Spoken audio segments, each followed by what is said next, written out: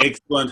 Hi, everyone. Welcome to Getting to Member. I'm Warwick, Merry CSP, your host for this evening. Now, this evening, we are going to be talking about introductions, how to write a really good introduction for yourself, and also how to present or perform an introduction. But if ever you have to give an intro, I've got to tell you, my favorite thing to do is to introduce myself. I love doing it. For whatever reason, I love to do it because I can play with it, and people go, is he actually introducing himself?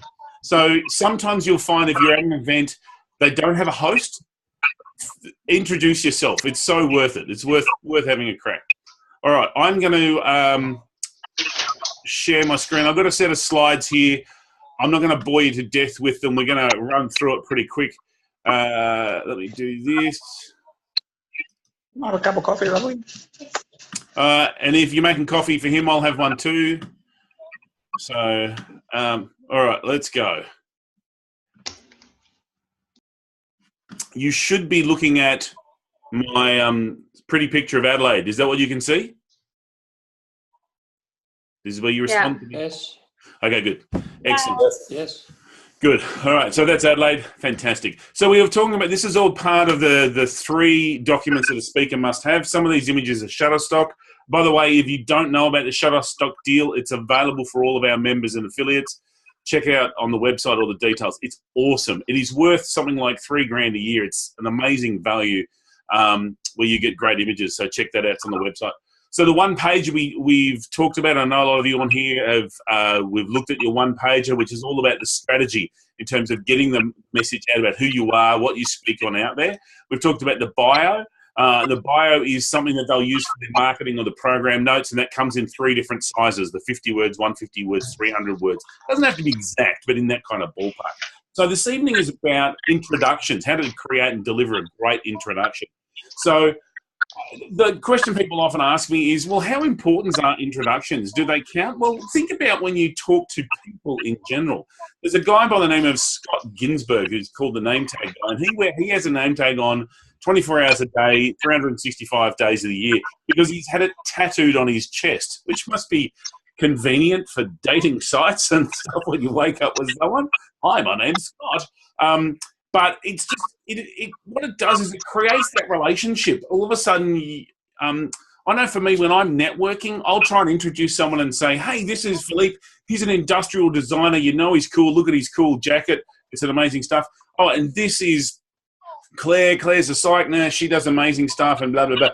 And so all of a sudden, that little bit of introduction means that I have to work as hard, and I try and point out commonality. So all of a sudden, the connection happens quicker. The same happens as a presenter. The introduction makes you so much more comfortable with the audience. It will make things happen so much better. The introductions I hate are the ones where the person gets in and goes, oh, and here's the person who needs no introduction. Max Walker, this used to happen to him a lot. I had a conversation with him about it. And the thing is, like he said, they say he doesn't need an introduction, and then they spend 15 minutes introducing him. Well, not 15 minutes, but a long time. So if you're going to say they need no introduction, don't introduce them. But typically, even Max needed introduction. People might know who he is, but what's he talking about? Because Max had so many different hats. He was a sports person. He was a commentator. He was an architect.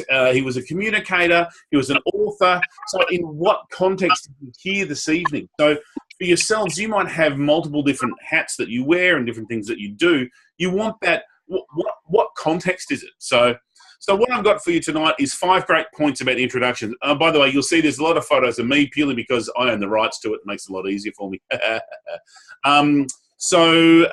Here's the 5 points. Number 1, it's not about the speaker. So it's not about you. It's really not about you at all. You think it's about you because it's about you, and I'm going to be talking about, this is my topic and I own it and it's amazing and I'm going to share it. This introduction is not about you. It's all about the audience. Because it has to be for them sort of like, they're sitting there thinking, what's in it for me? So you want to tell them, what are the points? What are the key things, the key benefits of the presentation? What are some of the things that they'll be able to take home for this? And what I like to do also is find out what their problems are, and during the introduction, squeeze their problems. So they go, oh, yeah, I really need the answer to this because I've got that problem. So whether it's like, you know, how do you get your 18-year-old employee to get off Facebook and start doing their work? and people are like, oh, yeah, I need to know the answer to that, whatever it is about them. So it's not about the speaker. You've got to look at, this is for the audience. How can I set the audience up so that I get them excited? Because nowadays, as a speaker, you're doing a good job when they're not playing on their phone.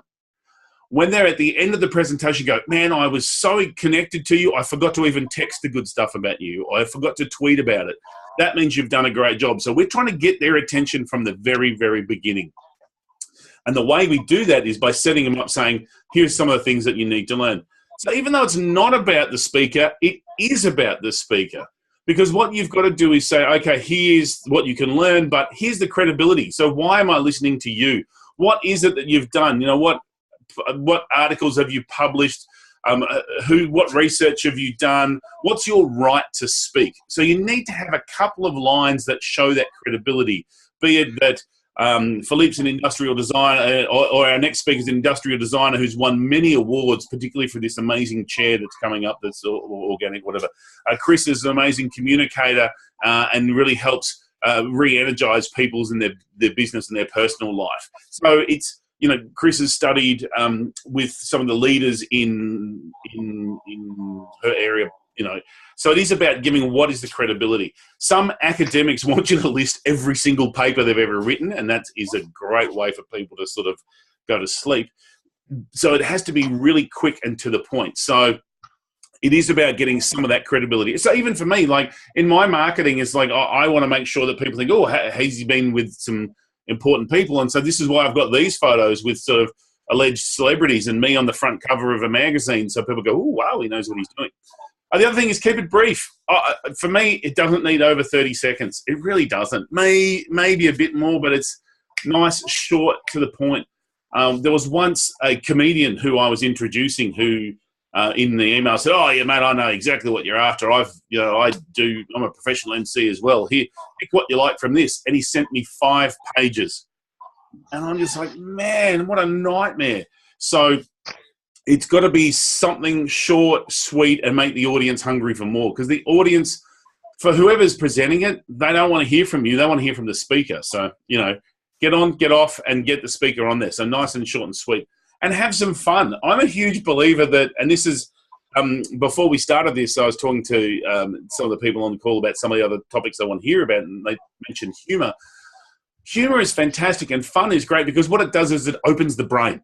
It opens the brain, and all of a sudden you'll sit up and pay attention. Because I think we've all had those audiences where people are sitting there with their arms crossed going, I'm only here because the boss said I had to be.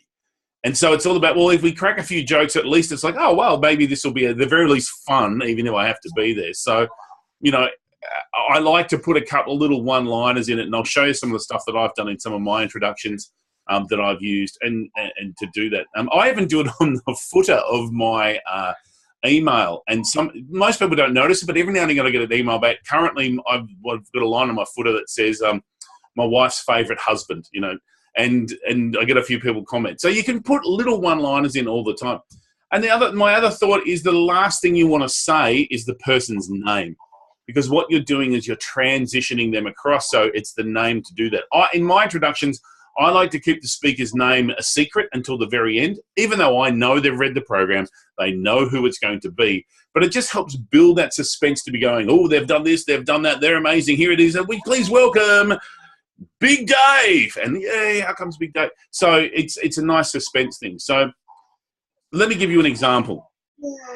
Because as I said previously, I've had quite a few speakers who have asked me to help tweak their introductions. One was Yvonne Adele. Now, I'm not expecting you to read this because it's probably small on your screen. I'll quickly go through it. This was the before. Microsoft graduate Yvonne created the Ms. Megabyte brand persona in the mid-90s. This led to a national media profile and best-selling book, which then led to a professional speaking career. Yvonne used her unique brainstorming techniques to invent the world's first ideaswhileyouSleep.com, an overnight brainstorming service run over Twitter, where she has almost 16,000 followers. Overnight, customers get 100 ideas to solve any business challenge. Yvonne and her colleague Trevor Young, the PR warrior, have now created the Reach Kit for small business, a complete online education solution for social media marketing. Today, she's letting us in on the good bits. Now, I don't know about you, but there's a lot about Yvonne and nothing about the audience. And it's talking about stuff that's not even relevant to whatever they're talking about. And when I was hosting her, I said, do you mind if I tweak it? And so this is what I came up with. Now, what I've come up with is actually longer. There's more text in it, but it gives it a bit of a different twist on it. And so what I now created, it says, social media has moved from a buzzword to a business essential. No concept has had such a significant impact on business since the production line, or maybe caffeine. See that little joke? Maybe caffeine. It's a dad joke for sure, but it's the kind of thing that people will chuckle at because they'll be like, damn right, and where's my coffee? It's not enough to just know about it. Business today needs to be part of it because your customers are using it and talking about you whether you were there or not. So why not be part of the conversation and build an army of followers as you go? So what I've done in those first couple of paragraphs is tap into the fear of businesses, which is people are talking about us. Our customers are talking about us and we're not there. And we're talking about how social media is not a buzzword, it's a business essential. And because they're all going to be in the audience going, yeah, I need to know more about this kind of stuff. And then I start to talk about Yvonne. Yvonne's a pioneer in technology, making it accessible to the non-geek. In the mid-90s, she's Miss Megabyte, advising people on a reality TV show, and the PCs led to a book. She embraced social media, created ideas while you sleep. Others are astounded at how she could make money and improve businesses using social media, and she continues to educate business owners. So a bit of a sell in there for her, sort of like, oh, this is the kind of stuff she does. So people in the audience are like, oh, that'd be good. And today she's going to talk about building an army of advocates. So it's a slight change. It's added a little bit more, but it's really focused on the audience. When I showed this to Yvonne, she was like, wow, this is fantastic. Can I use this from now on? Now, I know Yvonne's shifted again in her business. This was quite a few years ago. And I doubt she's still using it, but she did use this for quite a long time. So for you, what are the 3 key benefits that you're going to deliver? What items do you need to add for credibility? What jokes or funny items can you include? And they don't have to be gut-wrenching laughs. They can be stuff like, it's the greatest impact on business, and a bracket, except for caffeine. So we're talking subtle little funny things to just sort of help push your introduction along a little bit. So it's not super amazing. So I know for me, in some of my introduction stuff, it's like, here's a guy who found he liked marriage so much, he did it twice. It's just a little, and I always typically end my introduction with, ladies and gentlemen, please welcome the 1976 under-8s Yarram Swimming Club champion, motorcycle rider and bassinger, Mr. Warwick Merry. And it's amazing the number of people who always laugh at the 1976 under-8s Yarram Swimming Club champion. And because they're just not expecting it. So for yourself, when you're creating your introduction, these would be the things that I would have you consider. What are the benefits you're going to deliver and how can you make it a bit more credibility? So now let's talk about delivering a great introduction and a couple of things that will help make it easier for you. And I don't think there's any more pictures of me after this because even I'm sick of them. Make it easy to read. The number of people who will go, it's pretty long, so I put it, printed in 10-point font. Oh my lorks a lordy. Print it out with double spacing, 16-point font. Put any words that are hard to pronounce. Like if you've got a name that's a bit challenging, like my wife's maiden name, her surname is Varnakulathuria. And so you want to spell that out phonetically so it's easy. Like the number, and particularly nowadays, because we have so many people from so many cultures whose names are pronounced differently. So Philippe, if you might hate being called Philip. So phonetically spell it, it's Philippe, or just to get it positioned well for you and your brand. So make it easy for whoever's going to read it. And it's a really simple thing, but it's really important, particularly if you've got a business issue you're talking about and there are some tricky words or some scientific words. You want to try and make it as easy as possible. The second one is getting the speaker to okay it. There's quite a few introductions that I've done. Now, naturally, this is about writing your own, but if for some reason you're working on someone else's or helping someone else, you need to make sure that they're okay with it. When you rock up to an event, what I always do is I will send them the copy beforehand, and I take 2 copies with me. One, so I can hand it to them when I first turn up, and a spare one because most MCs are shuffling loads of paper and they will lose a copy. So, just to take a couple of copies is fine. What I'll also do is say to the MC, there's a few tricky words in there. Can I just ask you to read it a couple of times so that when you read it, you're good to go? Because some MCs, they don't read it until they're up in front of the audience and then they stumble. So, get them to read it twice would be my suggestion to you. It just makes it flow so much easier. And ask them to stick to the script. So the number of MCs or hosts that just don't. And if they have someone, they go, oh, we got this guy here today. He's going to talk about business practice in plastic surgery, like as if we don't know about that anyway. I don't know who he is. Here he is. He's this guy called Dave. And you're just like, great, thanks very much. So anything you've used to set yourself up in the introduction, you've now got to say yourself. So what I would encourage you to do is say to them, look, I've set up a few jokes or I set up a few things within my introduction. I'd really appreciate it if you stick to it. And they'll typically say, yep, no worries, and stick to it. But often I've had them go, yeah, of course I will, no worries at all. And then all of a sudden, halfway through, they'll try and tell a couple of jokes and it up a little bit. So anyway, that's just how it goes. And don't be precious about it. It's nice if they can stick to it. If they don't, whatever. And again, get them to have a bit of a practice. So that is just my thoughts on it. So what's next?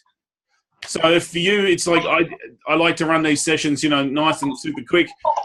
So that's sort of the majority of what I wanted to cover.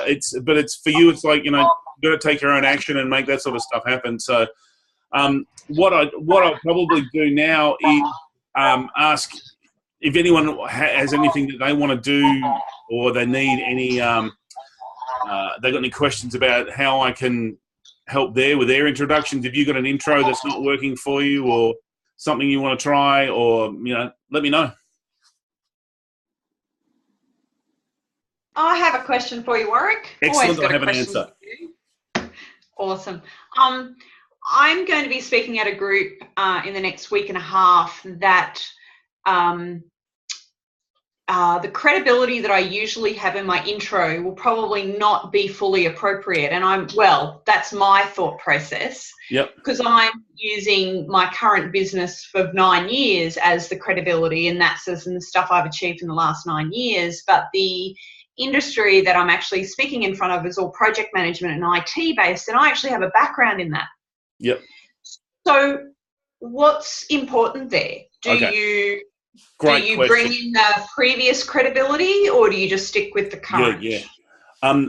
Basically, they don't care about you. Just putting it out there, being really blunt. What they care about is them. So if you can somehow relate it, so for example, if you've spent, let's say, 10 years in IT as a project manager, you could put in the line saying something like, here's someone who spent 10 years in IT as a project manager. Then she saw the light and got out and started her own job, but she's come back today to help share some of the secrets of her success, both as a project manager and a business owner. So you can use both, but create a bit of fun with it, because I suspect most project managers sitting there going, what'd you come back for? If only I could leave too. Like, if you can have a bit of fun with it like that, why wouldn't you? And I do that. Like, I spent 10 years in IT, corporate IT myself, and I will frequently say, I found out I had to leave because I had too much personality. And people always go, oh, that's true, yes. So, it's one line, move on, no one cares. Because at the end of the day, what they care about is, tell me the guts of your presentation. That's what I want to know about. Okay, thank you. No worries at all. Anyone else have any questions? I'll put something together for that. Yeah, cool. Anyone else? Donna, if you're trying to speak to me, I have put you on mute. I can unmute you if you need me to. There was a bit of background noise. Oh. Yay. Am I unmuted? No, you're unmuted. I can hear you now. Oh, cool. Yeah, no, I don't have any questions. Thanks, Warwick. No worries Sorry, at all. I didn't even realise there was background noise. Sorry. No, that's okay. It's the power of technology. And I'm not sure if it was you. There was others I was muting as well. It's all just part of the fun. Big Dave, do you have a question or just waving at me? Just waving. Awesome. Just waving, Warwick. And we love Sorry, that. I had to go and answer a phone. All right. So if there's no further questions, I'm going to call it there. I like to make these short and snappy. If you need to go back and find out, what did he say? It's going to be on the Vault hopefully later tonight. I'll put a posting in the Facebook group telling everyone when it's on the Vault so you can check it out. But it's just yeah, that's it. So yeah, check it out. Write your intros, and there was a special deal that was set at the very start for the people who are here in person. So I'll now stop recording and remind everyone of the special deal, so that for those of you who are thinking, oh, maybe I should get along and be there live, people who are live get the special deal. All right, I'm going to stop the recording. Thanks, everyone, for being here.